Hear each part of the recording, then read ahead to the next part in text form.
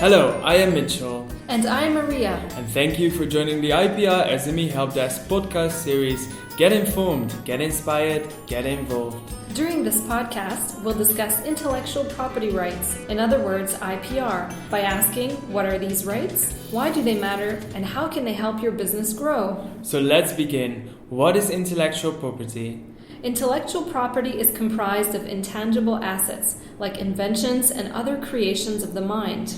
In practice, this could mean anything ranging from literary works and artistic objects to designs, symbols, names, and images. Anything that specifically associates with your company or product.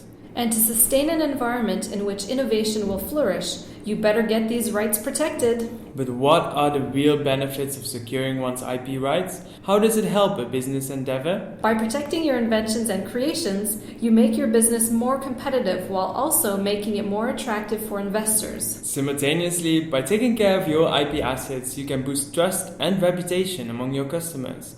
You also secure a return on investment. Even more so, IP assets can also be sold, so they can be an important source of cash flow. So how can we take action to secure our IPR? A great start would be to do your research and set up your IP strategy. Know which assets you will protect in which markets and how best to do this. Exactly. In terms of practical suggestions, what should SMEs bear in mind? Be mindful of the preparation and timing of registering your trademark, copyright, or patent before you enter a new market, before you attend any trade fairs, or meet with potential partners. Keep in mind that without registration, you cannot enforce your rights in most cases. And without registration, the risk of being exposed to infringement is considerably higher. Definitely. What else should we make note of? One should expect several differences between European IP laws and the legislation on IP in Southeast Asia and in China.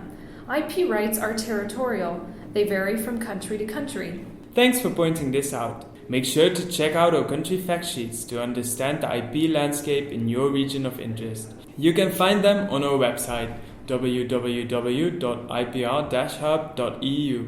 This brings us to our concluding segment on enforcement of IPR. It is crucial to know that there are 4 ways to enforce your IP rights. First, through administrative actions, by contacting domestic offices which deal with IP matters such as copyrights, patents, infringing products, and customs, among others. Our website hosts a signposting directory where you can find all the information you might need. Secondly, through civil litigation. Think, for example, of demanding destruction of counterfeit goods, recovery of legal costs, and acquiring remedies from lost profits. Next, there is criminal prosecution. Especially in the case of counterfeiting and piracy, the IP rights owner can always turn to the courts. And finally, through customs, by border controls who check whether counterfeit products are traded across borders. That's the extent of our IP introduction for today. We hope you know that we are here to help. The IPR SME help desks for China and Southeast Asia support European Union's small and medium-sized enterprises to protect and enforce their IPR within these countries and regions. We provide jargon-free, first-line, confidential advice as well as training sessions, materials, and online resources. Thank you to all of our listeners for joining us today. If you're eager to delve into more specific information about IP matters, please visit our website, www.ipr-hub.eu, where you can also tune in to our latest podcast series, the Smart City series. Get informed, get inspired, and get involved. Because IP rights matter. See you next time.